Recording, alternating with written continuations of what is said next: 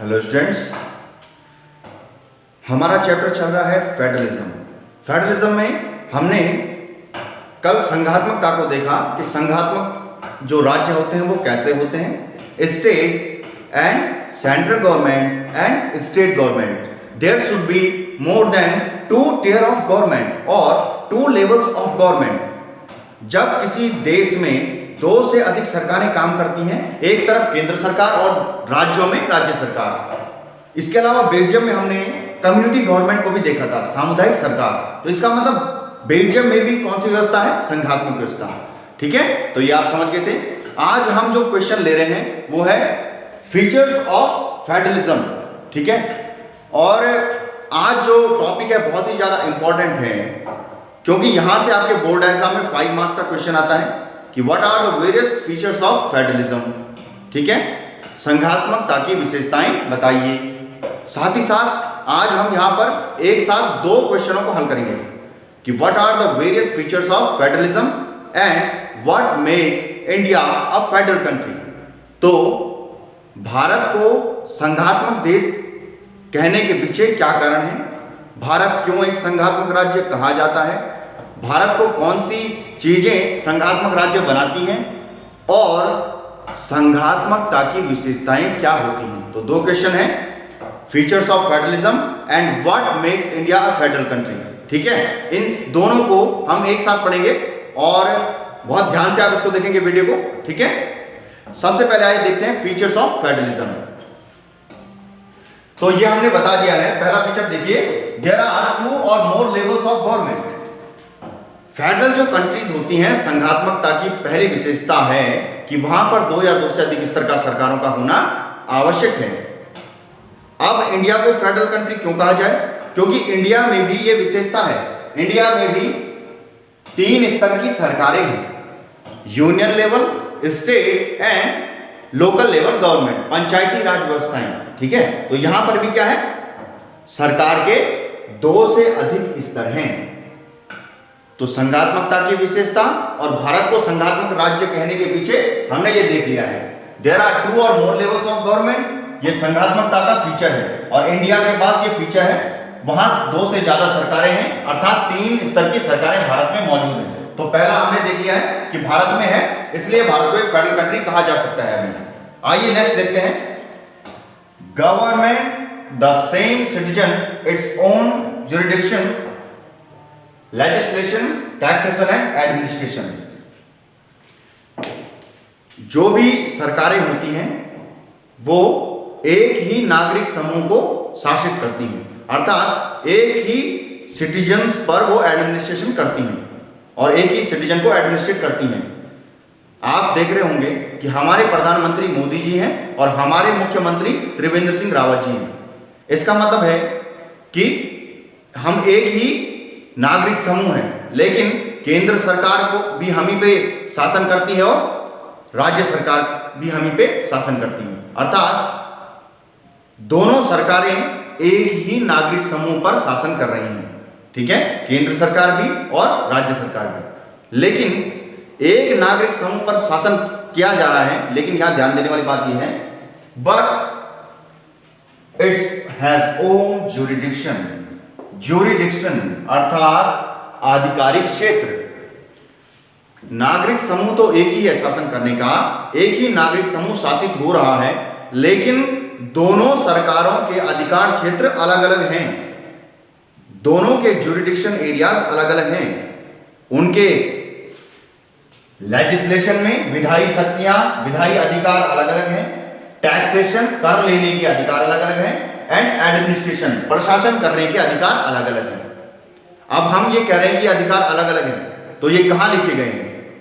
तो ये लिखे गए हैं कॉन्स्टिट्यूशन में, जो हमारा नेक्स्ट फीचर है।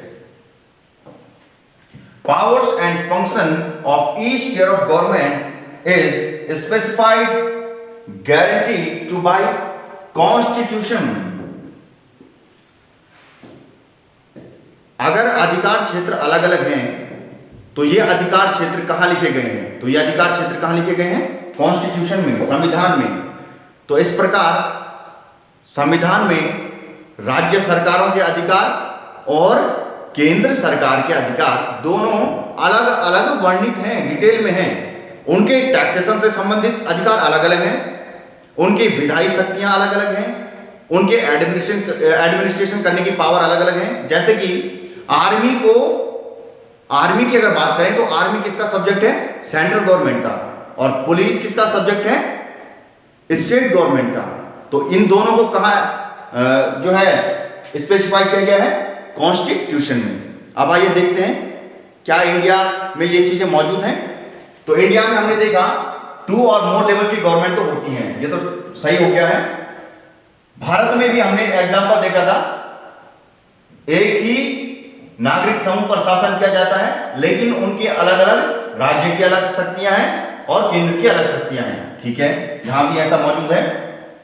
साथ ही साथ यहां पर भारत में एक संविधान भी है जहां पर यह वर्णित है कि राज्य को कौन सी शक्तियां देनी है और केंद्र के पास कौन सी शक्तियां हैं, सेंट्रल गवर्नमेंट के पास कौन सी पावर्स हैं एंड स्टेट गवर्नमेंट किन पावर्स का इस्तेमाल करेगी। ठीक है, इसको हम आगे आने वाले टॉपिक्स में देखेंगे। ये जो पावर्स दी गई हैं ये state list, union list and concurrent list तीनों में वर्णित है। संघ की शक्ति क्या है, संघ के अधिकार क्या है, राज्य के अधिकार क्या है, और कुछ ऐसे अधिकार हैं जो दोनों के समान रूप से हैं। इसको हम आगे समझेंगे, लेकिन हमने देखा कि ये कैरेक्टरिस्टिक है फेडरलिज्म की, और इंडिया में ये सारे तीनों कैरेक्टरिस्टिक्स अभी मौजूद हैं। ठीक है, आइए इसको आगे देखते हैं। ठीक है, आइए देखते हैं फेडरलिज्म की अनदर जो फीचर है उसका। The supreme court has been given power to settle disputes between federal government. जो सारे अधिकार या जुरिडिक्शन एरियाज कॉन्स्टिट्यूशन में स्टेट और यूनियन दोनों को दिए गए हैं, अगर कभी किसी सब्जेक्ट को लेकर इन दोनों के बीच में कॉन्फ्लिक्ट हो जाए या इन दोनों को यह पता ना चले कि ये सब्जेक्ट स्टेट का है या यूनियन का है, तो इस प्रकार जब मनमुटाव की स्थिति या विवाद की स्थिति पैदा होती है राज्य सरकार और केंद्र सरकार के मध्य किसी विषय को लेकर, तो उन दोनों को निपटारे के लिए यहां पर क्या होती है, संघात्मक जो शासन व्यवस्था होती है वहां पर होता है सुप्रीम कोर्ट। ठीक है, तो सुप्रीम कोर्ट क्या करता है, संघ और राज्य के बीच के विवादों का निपटारा करता है। तो ये इंडिपेंडेंट बॉडी है, स्वतंत्र और निष्पक्ष न्यायपालिका की व्यवस्था। तो संघात्मकता की ये एक महत्वपूर्ण विशेषता है, निष्पक्ष और स्वतंत्र न्यायपालिका। और आप देख पाते हैं कि इंडिया में भी इस प्रकार सुप्रीम कोर्ट की व्यवस्था है जो राज्य और संघ के विवादों को निपटाने का कार्य कर रही है। ठीक है, आइए देखते हैं next. Fundamental provisions of constitution can not be added by any one level of government, it applies to India also. अगर संविधान में संशोधन करना है या संविधान में संशोधन संबंधी कोई बिल है, उसमें कोई भी एक सरकार अपने दम पर परिवर्तन नहीं कर सकती। उसके लिए संघ सरकार और राज्य सरकार दोनों की अनुमति लेना अनिवार्य है, क्योंकि ये जो सारी व्यवस्थाएं की गई हैं ये संविधान में ही की गई हैं। तो कहीं ऐसा ना हो जाए कि कोई एक सरकार कॉन्स्टिट्यूशन में चेंज करके राज्य सरकार की जो शक्तियां हैं, जो उसके जो अधिकार हैं, उनको अपने पास ले ले। तो इस प्रकार अगर संविधान में कोई संशोधन किया जाएगा तो वो स्टेट और सेंट्रल दोनों की अनुमति से किया जाएगा। आप अकेले दम पर संविधान में संशोधन नहीं कर सकते। ठीक है, और इंडिया में भी ये व्यवस्था की गई है कि इंडिया में अगर आप कॉन्स्टिट्यूशन अमेंडमेंट संबंधी कोई विधेयक लाते हैं, बिल लाते हैं, तो उसके लिए आपको 2/3 मेजॉरिटी मेंबर्स की लाना आवश्यक है।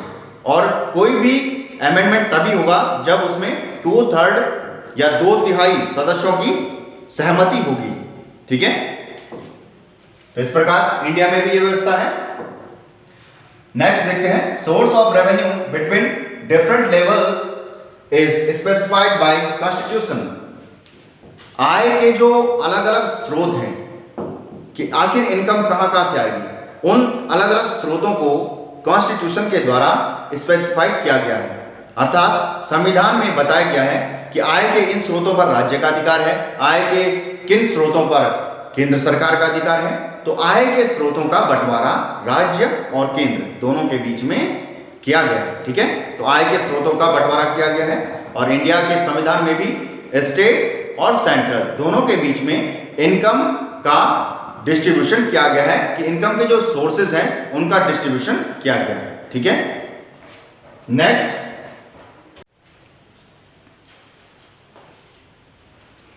ठीक है, तो इस प्रकार आपने लिखा सुप्रीम कोर्ट का होना आवश्यक है। ठीक है, फंडामेंटल जो प्रोविजंस होते हैं उनमें दोनों सरकारों की अनुमति लेना आवश्यक है।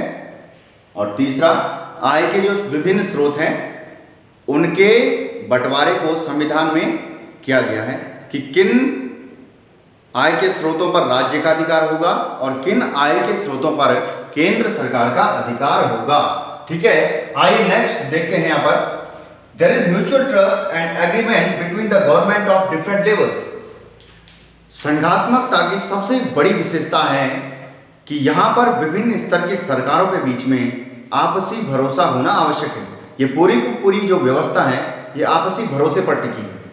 ठीक है, और साथ ही साथ सरकार के सभी स्तरों को, चाहे वो केंद्र सरकार है, राज्य सरकार है और पंचायती व्यवस्थाएं हैं या बेल्जियम की सामुदायिक सरकार है, ये सारी सरकारें जिन अधिकारों का प्रयोग करती हैं और जिन रूल्स और रेगुलेशंस को ये मानती हैं वो कॉन्स्टिट्यूशन में लिखे गए हैं। अर्थात सभी स्तर की सरकारें संविधान में लिखे रूल्स और रेगुलेशंस को फॉलो करती हैं, उन्हें मानती हैं।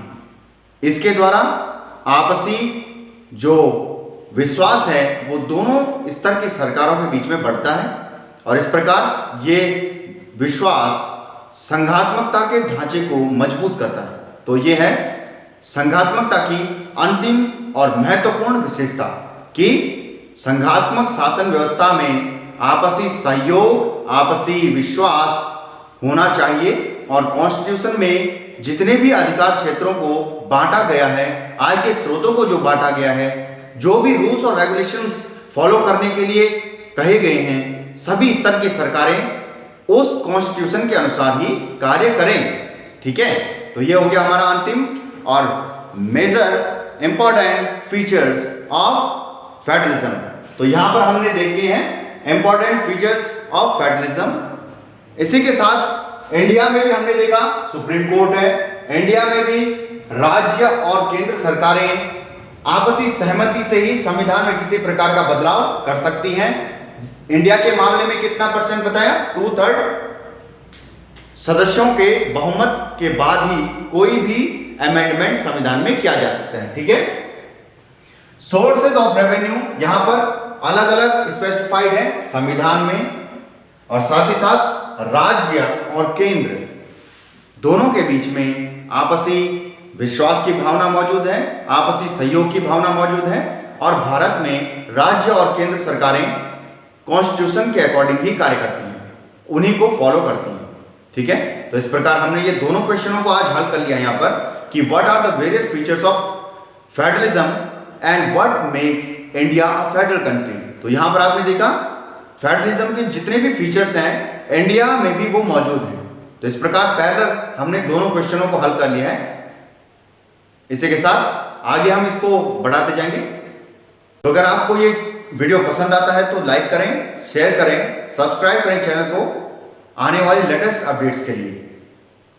Thank you.